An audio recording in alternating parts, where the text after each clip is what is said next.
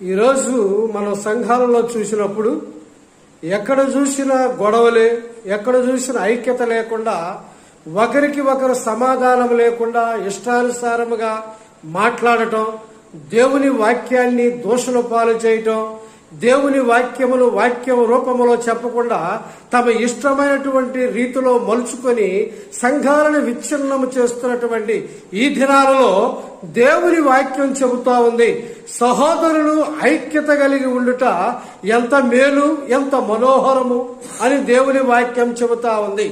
అది అహరోను గెడ్డము మీదుగా కారి పరిమళించు తైలము వలె ఉండాలంట.